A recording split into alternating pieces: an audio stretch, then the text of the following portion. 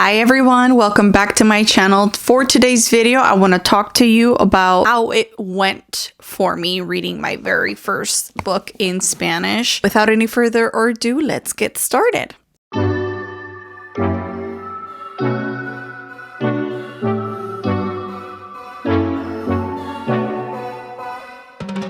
I am so happy to be back talking to you on a much more personal level because it's been a while since I've sat in front of my camera to just chat to a camera, and it just feels so natural because it just brings back my podcast days and it just feels amazing. It feels like home. So thank you for being here and for taking the time to view my video. It really means a lot to me. So I chose Slinger to be the very first book that I read in Spanish, okay? And the reason for that is because I wanted to give myself an opportunity to go into it and just kind of giving myself a little bit of grace, okay? For context, I was born in Mexico.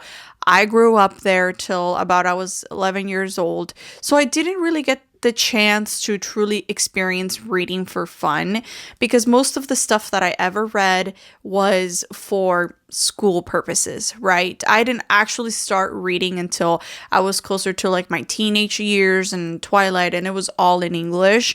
And by then I felt like while I can still have a lot of conversations and of course read and write Spanish, I lost a lot of how do I want to say it? Like proper way of speaking, and I lost a lot of my Spanish. I zeroed into reading and learning English. So like it's almost like as if Spanish took a backseat and has been in the backseat for a very long time. And over the span of the years, I never actually gave it a shot. So for the first time ever, I thought, let me do it, but let me make it a reread. Okay. Why? Because again, I wanted to give myself that kind of a grace where, you know, I'm like, okay, maybe I'm not going to get into it. Maybe I'm going to struggle with it. Maybe this is going to be entirely different than what I am used to because I only read in Spanish. Am I going to feel the same emotions? Is it going to feel any different? Will I be lost? Am I going to be able to follow along? Am I going to be able to pick up on things that I would normally pick up in English, right? Because I have a very good intuition whenever I read any book in English. I kind of pick up on the little things that I'm like, I'm going to bag that fact for later on, and then we're going to maybe revisit this fact a little bit later on. Like, I was a little bit nervous about that fact. Like, will I be able to find those little minor things or those little details? And so I thought, let's do a reread. The month of June was the release of Light Wielder, so I thought, what a better opportunity than to reread Slinger, but in Spanish. Plus, I literally purchased this book because look how beautiful it is. Like, let me give you a tour. Hold on.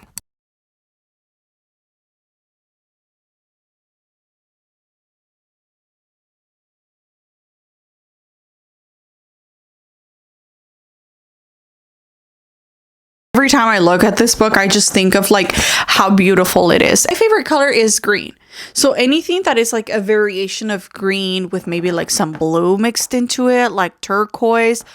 Oh my God. Like this book is just aesthetically pleasing. It's beautiful. Like I look at it and I'm like, oh my God, this is such a beautiful book. And I saw the Spanish version of Light Wielder and it comes out in, I think it's in August or this month. I can't tell because the dates get flipped, right? When you're anywhere but in the United States. So I'm like, is it this month or is it next month? I don't know, but I am on a mission to figure out how I can get that book shipped over to me. So I think I'm going to have to do it the exact same way that I ordered this one.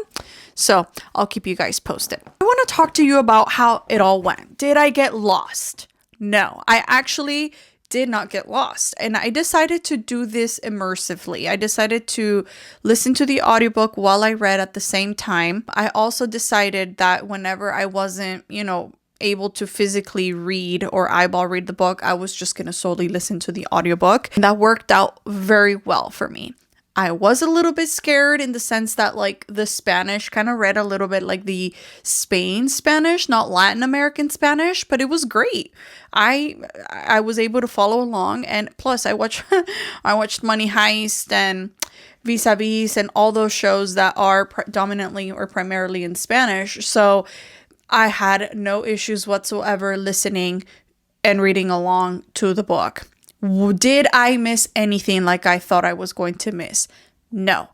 But this is a reread for me. So a lot of these things I had already kind of known, but I caught on to them. Like, I had completely forgotten the plot because let's face it, a lot of the times I read a book, and I read a lot of books per month. Sometimes I'm averaging like 5 to 8 books per month. So like when I finish reading, you know, the first book, or the first book I read in the beginning of the month to where, like, you know, the end of the month, I'm like, I don't know what happened. What was it? Like, quite frankly, I forget the plot. It is what it is. Did I have a fun time? Yes. So can you imagine me trying to remember what the plot was from a book that I read a year ago? Like, I remember the basics. I remember the characters. I remember how the book made me feel, which is why I have a little series that says, let's talk about how this book made me feel. Because sometimes you forget what people say to you, but you will always remember how they made you feel. And it's true. It's true. And it's the same thing with books. If I read a book, I will always remember how the book made me feel. And I remember how Metal Slinger made me feel. It made me feel outraged, and it made me feel lots of things. And Light Wielder was one of my most anticipated reads because I just needed to know what was going to happen. And it did not disappoint. Bringing it back to the original topic of this video, because I can get sidetracked. Did I get lost? No. Was the experience the same? And I want to say yes and no. Yes, the story is the same. The experience was the same. I was still in shock. I still could not believe it. I was still outraged. But it wasn't. In the sense of like, it almost was nostalgic, okay? And obviously, I would not expect for me to have this emotion with any book in English, for the sole fact that I used to study in Spanish, read in Spanish, go to school in Mexico where it was dominantly in Spanish. And it's almost like I stored all of those memories in the back of my mind and opened like little treasure boxes whenever I encountered a word. And it was beautiful. And that's why I really wanted to kick off my rebranding of my YouTube channel with this, because I just found that whole experience to be amazing. And what I mean by that is, there were words that I would use or that I would see in TV shows, cartoons, and movies that I had completely forgotten about, that are just non-existent on my day-to-day vocabulary. And I read them and it was like, oh my God. It almost like I had a That's So Raven moment where it was just like, whoosh. But it took me back to memories that I had completely buried in the back of my mind. And I would love to, if you have time to watch this. Where's my phone? Let me go find that list. Okay, you ready? Okay, here we go. Let me find that. So funny. Some of these words, like while I was reading, I was like, oh my God, that's right. They exist. But some of them sounded kind of funny to me. So anyways, oh, here it is. Okay, so pergaminos. Pergaminos. I want to say like pergaminos in some reference to like folders or a type of folder or binder or whatever. Nowadays, I just say, oh, en el binder. En el folder. So I just say the word in English, but like just mix it. It's a new language, you guys. It's Spanglish. That's what it's called. It's Spanglish. So I'll just say, oh, sí, ma, en el folder. Or like if I'm talking to my mom, I'll be like, oh, sí, ma, está en el folder amarillo, instead of like a manila folder, right?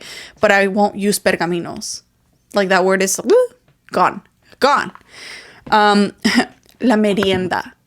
That word particularly would bring me back, I think, of like when my mother used to make us sit down and like read the Bible. I want to say that particular word was used a lot in the Bible. I want to say, don't quote me. I could be completely wrong.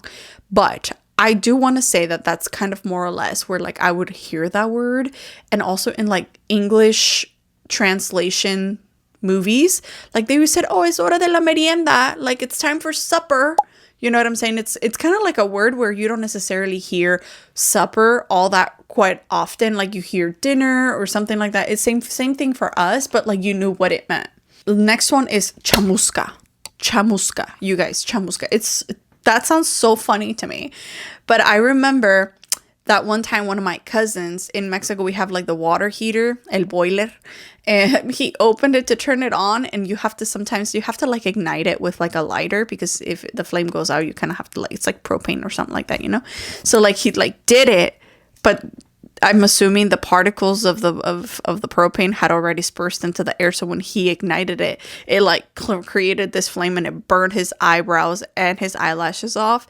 Nothing crazy. I know, very dangerous. But point being is, like, from there on, we always made fun of him, and we used to say se chamuscó, and el chamusco. Like, it was just funny memories that I had completely forgotten about. And when I read that word, I was like, oh, like the treasure chest of this memory was opened and released. And I was like, I had completely forgotten about it. It's crazy how like a word quite literally triggered a whole ass memory for me. Entrenamiento matutino, which, you know, very fitting, because I feel like anytime I would hear entrenamiento matutino, it would be more of like in the movies setting where they're about to do some hardcore training or military style training and cartoons or anything like that. That's where I would, you know, see the word entrenamiento matutino, but it had been a long time, you know, because even my movies, like, I'll watch them in English now. So like that word is just out of my vocabulary. Revancha. Revancha. So revancha means rematch. So like, let's do it again. Like, vamos por la revancha. That's something that was so common as a child, especially because if you would play each other and then you would be like, no, I want a rematch.